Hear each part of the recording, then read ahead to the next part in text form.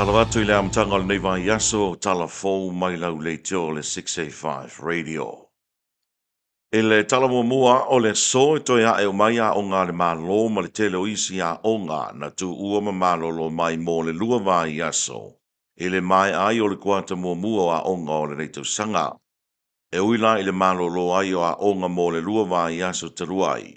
Pei ta e to o telefo inisi o a o ngā mawhai a o ngā ele i maua tele se malolonga. Ona sa au wai le tāpenango au luka pima au ne tipolo o a onga. Lea na taulungai sa ilinga siompini le vai aso na tenei. O se tase o vaenga tā ua mo le toi a matai o a onga le whanau i le so. O le ave ai leo le wha mua le mtanga ruenga o a onga maanga nuu. E le malu pui puia ma le saonga le mua whanau a onga uma o le atinuu.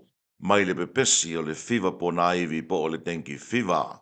E pe ona au mai eise whaasaralaunga a le ofisa wa onga ma nganu i le lua vai i aso tanuai.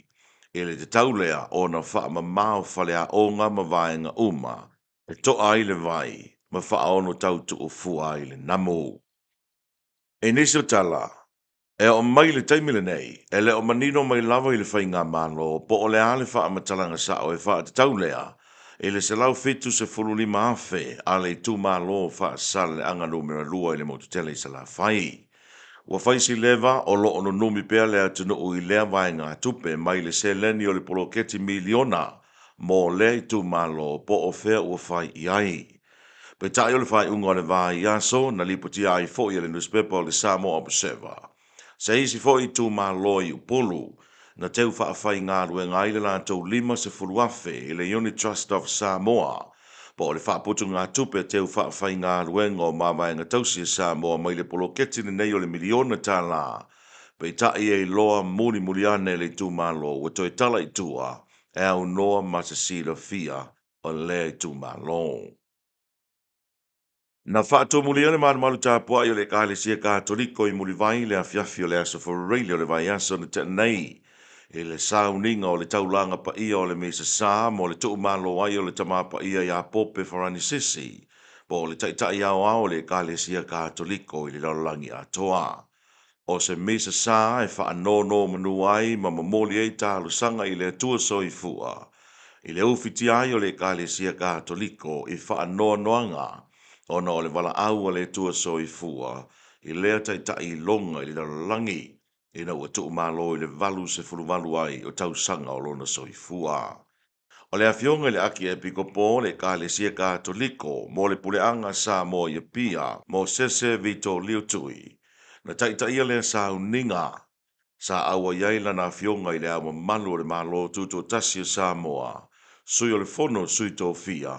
Afionga i le pāne mea sui o le kāpeneta maniso sui a whaipule o le pāne mene o sa moa.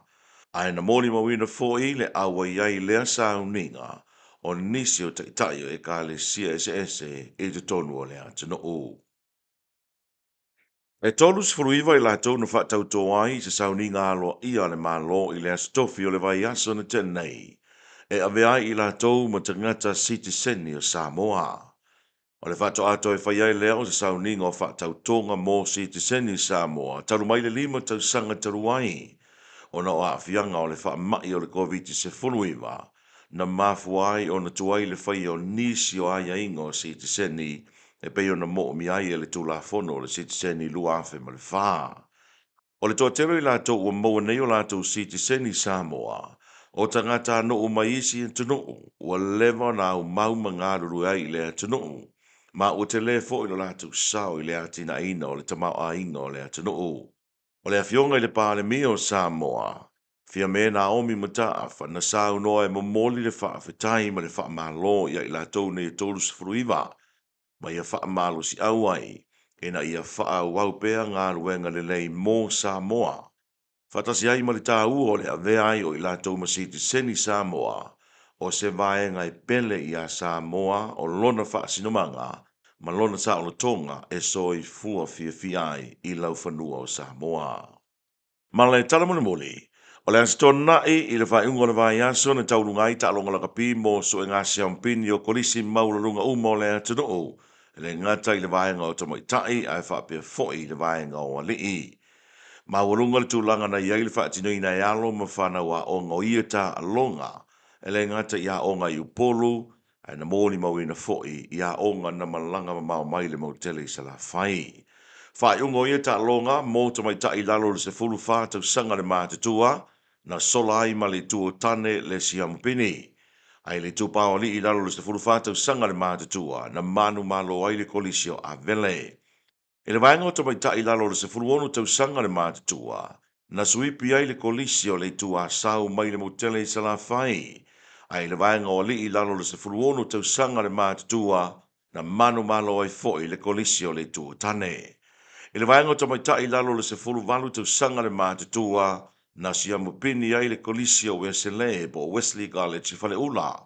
Male vaenga o li ilalo le se fulu valu tau sanga le mātatua, na manu malo ai fo'i Wesley College. E se mai ai le tāmanu sanga moa o ngā tūranga lua po primary schools, le ana tau sinioa i le ipo le pālemia po le Prime Minister's Cup. Ta alonga nei no whai ai le malaya o le kolisio vai maunga ma le malaya o motaa, e peo na sa taununga i le aso lulu o le vai aso nei. I le vaenga o ta mai tai mo le ipo le pālemia na manu malo ai le tū malo whaasala le anga numero lua, ai o le vaenga o alii, na suipi ai vai maunga lua. Tātou telefona mō le nei asu ngafua, manuia le nei asu.